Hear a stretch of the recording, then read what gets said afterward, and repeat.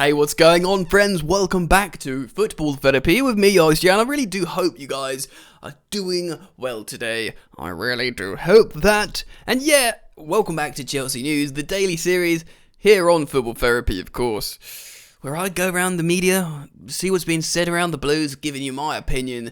Dear sweet viewer, you, my friend, giving you my opinion and more importantly, asking for yours. What's up, guys? We're back at the desk today for this story in my comfortable, sweet chair.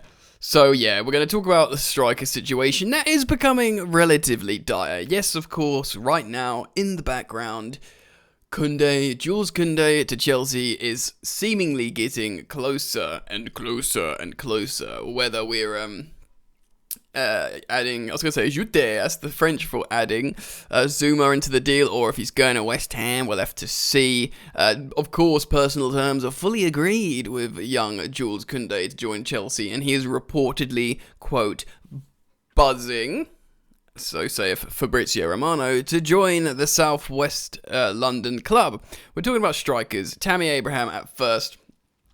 Yeah, apparently Chelsea are good to let him go, which is weird because he's the only recognised number 9 at the club if you don't consider or add Broja into the equation, who of course is a 19-year-old that was on loan at Vitesse.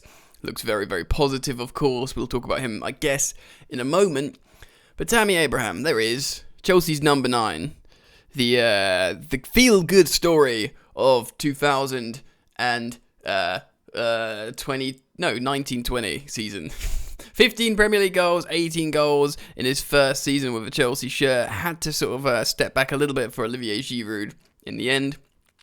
Did very well, showed some good finishing, great determination, flaws and parts of his game that he needs to develop.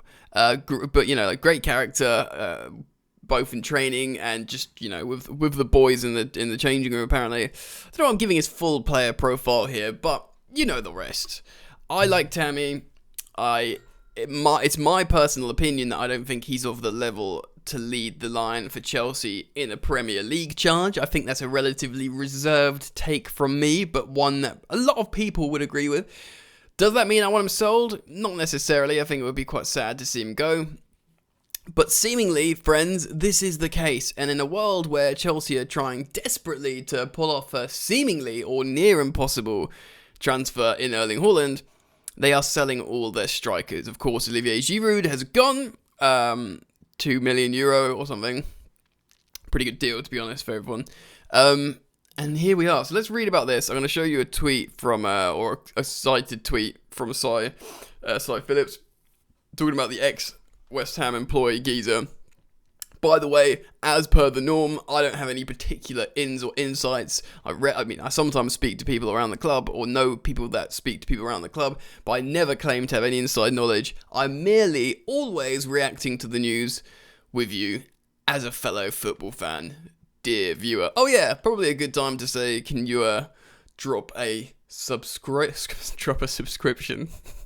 Can you drop a subscription? Please, I've just spat on my screen. Please, could you drop a subscription and pick up a like? Thank you. Let's read this then. Arsenal, this is on a website called The Sport Review. That's obviously cited other newspapers. Arsenal and West Ham are eyeing a cut price deal to sign Chelsea F.C. striker Tammy Abraham in the 2021 summer transfer window, according to a report Dans Angleterre. The Sun, quoted by the Daily Star, so you know it's reputable, is reporting that the two London clubs are keeping tabs on Abraham's situation at Chelsea FC, given the uncertainty surrounding the England international's future at Stamford B. Right, interesting. The same article says Arsenal and West Ham were hesitant about Chelsea FC's £40 million asking price for the 23-year-old in the current transfer window. 40 million probably seems about right in terms of a couple years left. Played for England, scored 15 Premier League goals in their season.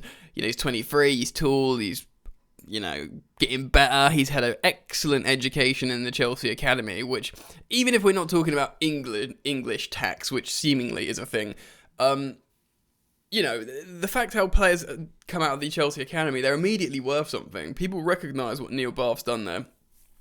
And they come at a premium, friends.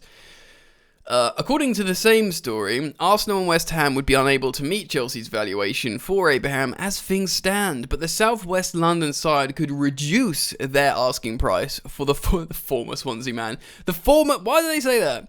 You know, the worst loan spell. He broke the record at Bristol for a teenager scoring in the Championship, scored loads of goals, nearly Golden Boot. He broke a record at Aston Villa, being the first striker to score over 25 goals in, 50 years or whatever it was. And they talk about his Swansea days when he scored 6 goals and got relegated.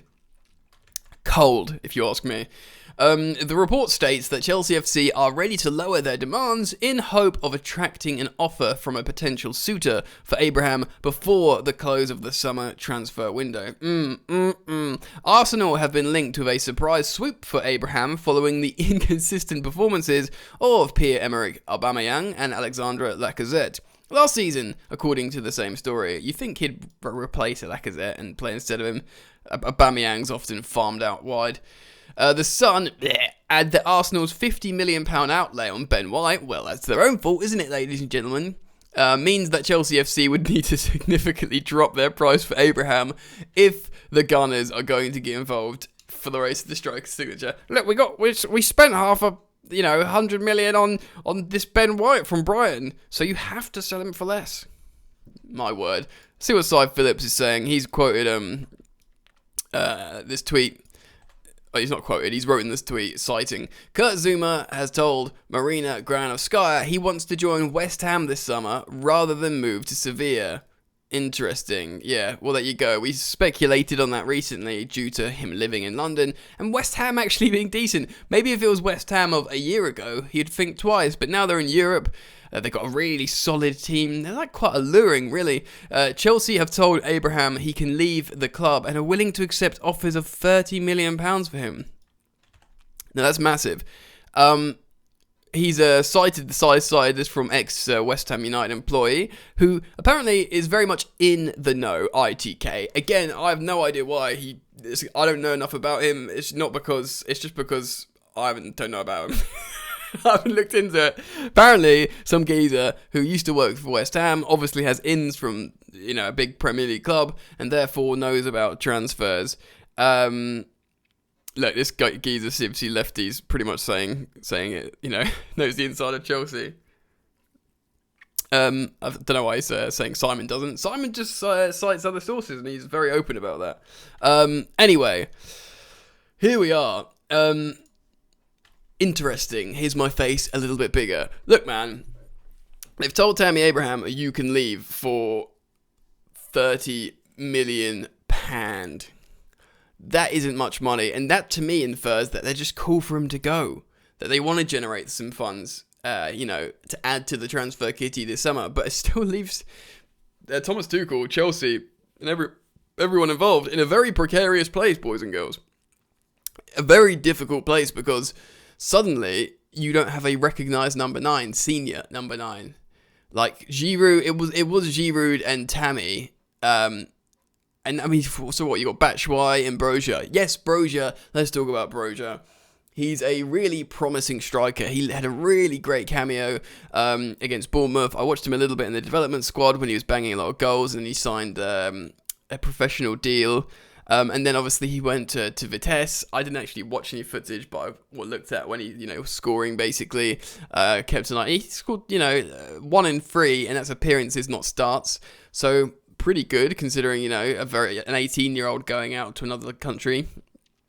And he's come back and he's looked really, positive in pre-season. It was an all-round game. Pressing, hold-up play, turning on the ball, good balance, good strength in the box, running the channels.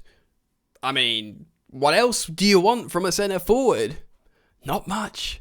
So what does that mean? Does that mean he's considered for a third striker, second striker? I mean, the development would dictate, and he probably expected this, because remember, he said he wants to emulate Mason Mount's journey. Mason Mount was good in the development squad, the youth squad, went to Vitesse, did well, went back, had a good loan in the Championship. So to follow Mason Mount's path, which was pretty meteoric rise, he'd still need to go for that loan in the Championship. A good Championship club, maybe? hopefully. But then again, maybe like a lower Premier League club, would they go in for him to sort of use him for rotation? Or does Thomas Tuchel just look at him and goes, I personally, okay, this is not me speaking, this is not Jan speaking, this is me speculating what Thomas Tuchel could theoretically say. He could look at Broja and go, wow, in my opinion, this is more of what I want in a striker over what I've seen in Tammy Abraham and why I haven't been playing Tammy Abraham. Again, I must stress, this is not Jan saying Tammy's a bad striker. I think he's got great qualities. But again, Tuchel's his own man. He's the Chelsea manager. He's got his own ideas, and he's been very successful so far. Maybe he looks at Broja and goes, yeah, I'll have a bit of that. So suddenly Chelsea have one recognised number 9. If they are so keen to sell Tammy, then they have to buy a striker. They have to buy a striker. I don't know if the media regarding Erling Haaland, the media storm with this 150 million pound or 175 million euro bid is the offer, that was going to change it. You hear one people say one thing, hear other people say another thing. You got Haaland posting social media posts of him saying focus, ready, football. But he's not saying, he's saying I'm ready for this next campaign. He's not saying I can't wait to be on the pitch with my Dortmund teammates and scoring the goals in the Bundesliga and, hopefully winning another Pokal in Germany. He's not saying stuff like that. He's, being pretty neutral. And again, people are saying in pre-season, he's just not pressing. He's not, chasing down the ball. He's not putting himself in vulnerability for injury. Which, make whatever you want out of that, pick the bones out of that, but I'm not saying one thing or another, but maybe there is a thought in his head that he can come to Chelsea.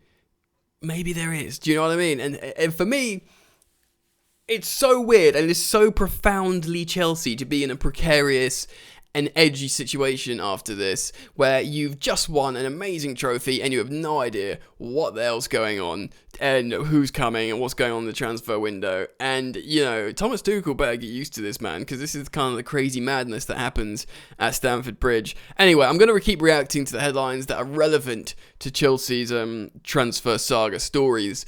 I find it interesting. Let me know, comment down below, let me know if you like this, if this more informal chat with me and you, dear viewer, is something you'd like or prefer even. I mean, I just spent £2,000 on that camera, so I don't want to stop doing those videos at times. But I'd be keen to learn if you are into this kind of stuff, this kind of content, sitting at the desk. Comment down below and let me know, friends. Thank you for joining me here, Football Therapy. Of course, yeah, keep it locked, subbed with the bell notifications icon on, because I'll react instantaneously, almost, to the biggest news. And yeah, thanks, friends. Comment, like, all that jazz. Take care of yourselves, and I'll see you soon. Peace.